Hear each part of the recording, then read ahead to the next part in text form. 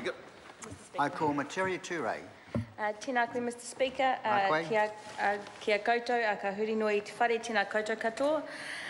Ko tararua me ruapihu o ku maunga, ko takitimu me Aotea o ku waka, no Rangitāne, ka hanunu ki Wairarapa me Ati Haunui a Paparangi. Kia ora koutou katoa. Very pleased to stand on behalf of the Green Party and support the final reading of this legislation. And it makes me feel a bit sad that we weren't able to do it at the time when everybody had come down from Palmy for the second and what was supposed to be the third reading. But we're here now, and that's really good. The completion of the settlement is a real celebration for the iwi who have been working for decades to achieve this, and I also would lend my support to those who have congratulated Danielle Harris in particular, but the whole team who has been working on this settlement for many years, and of course Danielle's mum, Ruth Harris. It's always good to keep saying the names of those that we've lost over the years, and it's great that Ruth has been acknowledged so well in the debates on this bill. I'm not going to belabour the morning, sir, but I do want to acknowledge the concessions that Rangitāne or Manawatu have made in the process of this settlement. The concessions that iwi make, as we've talked about often here, the concessions that iwi make are absolutely enormous, and there's two kinds of concessions. One is in their relationships with other iwi and hapu, who they have to negotiate with over the boundaries of the settlements, and the second is the concessions that are forced on them by the Crown.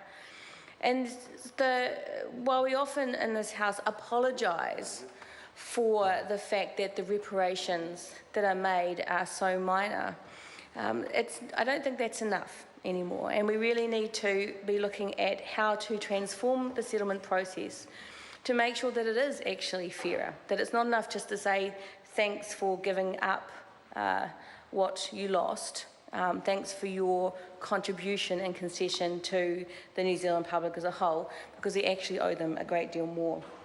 So I just want to first to the concessions with other claimants. Rangitāne or Manawatu have had to give up a number of interests that they held for a very long time, over many, many years, in order to manage their relationships with other iwi who had other claims in a similar area. And that means that it is only a very tiny fraction of what was lost is being returned. So there's about 500,000 acres were lost, and just a tiny fraction of that land, let alone the value of that land, is being returned to them. And some of that is because they have, as other iwi have also, made concessions to make sure that there are adequate settlement packages for the other iwi around them. So their generosity goes beyond just the general generosity to the Crown as a whole and to the New Zealand public as a whole for not demanding full reparation for what was lost. But their generosity also extends to those other iwi who are also often smaller, don't have much in the way of resources and power, but who also need to have some kind of economic base on which they can continue to build a future for their whānau. So it's every iwi who makes a settlement is being enormously generous to those around them as well, and I think we need to recognise that.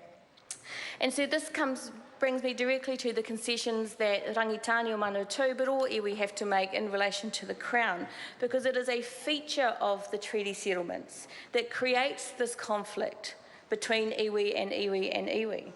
It is the very nature of the settlement itself that does that. We have to remember, it was the Crown who committed the crimes. It was the Crown who committed the initial crimes. It's also been the Crown who has decided the process by which they will make reparation for those crimes committed. I mean, there just is not a similar process, I don't think, anywhere in the justice system or in the legal system where the perpetrator decides both the process and, in effect, the quantum of the reparation made for the crimes that they've committed. And so that's what the settlement process is, and it's been like that from the start. Iwi Māori have had very little to do with the creation of that process, and yes, there have been some changes over time to make it slightly more effective for those who are negotiating, for iwi who are negotiating, but the fundamentals are still there. It's still the Crown who decides the rules, it's the Crown who decides who they negotiate with, it's the Crown who decides the quantum of the reparation, and anybody who's dealt with settlements in detail, as a number of us have in this House, know that it's very rare for the Crown to shift the value of that quantum in the process of a settlement. So really, it's not really that much of a negotiation on the fundamentals. It's a negotiation around the edges. And so the concessions that iwi make in the treaty settlement process are actually about those fundamentals, because they have no choice but to agree to the Crown's construction of how the settlement should go. And that is an absolutely enormous concession by a victim of a crime. So let's not forget that is fundamental, and that can change. It doesn't have to be like that forever. And this is one of the reasons, sir, why the Green Party does not accept settlements as full and final. You know, we support them because we support the work that iwi and hapu do to get to this point. And it can take decades and decades, and no way are we going to undermine their work and effort over that time and the loss that they incur over those many years in the negotiations process. But it also means that we are honour bound not to accept these as full and final. They are a deal, they're in a negotiation about an economic resource.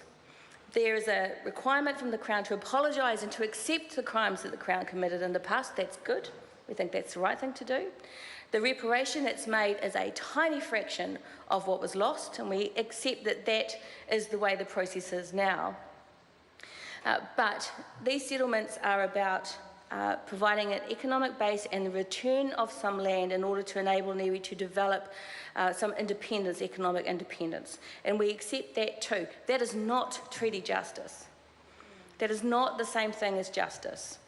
What it is then is that settlements are a step on the journey towards treaty justice, because treaty justice is rangatiratanga.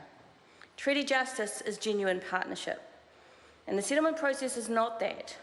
It enables iwi to be able to develop some resources, to grow in economic power and resources, to help build their whānau so that their whānau are doing more and better in terms of stronger, more resourced, more agency, more independence over some of the decisions that they're making about themselves. But that is not full and final settlement of the colonisation process that was that did so much damage after the Treaty of Waitangi was signed, and in contravention of Te Tiriti o Waitangi.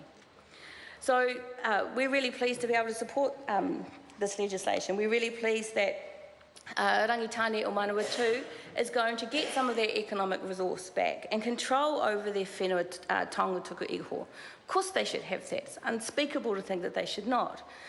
But neither do we accept that this is the end of the process for treaty justice for them or for us as members of the House of Representatives, and nor is it for any government now or in the future the end of the process. There will come a time when the next stages of rangatiratanga need to be part of this process. We're up for it in the Green Party. We're up for this conversation about what this looks like. We want to see treaty justice in this country, and we are committed to working alongside iwi to achieve that. In the meantime, until we get to that point, we welcome the settlement, and we welcome the reparation that has been made for this settlement, and we look forward to Rangitāne o Manawatu being able to celebrate at the conclusion of this bill. Thank you, Mr. Speaker.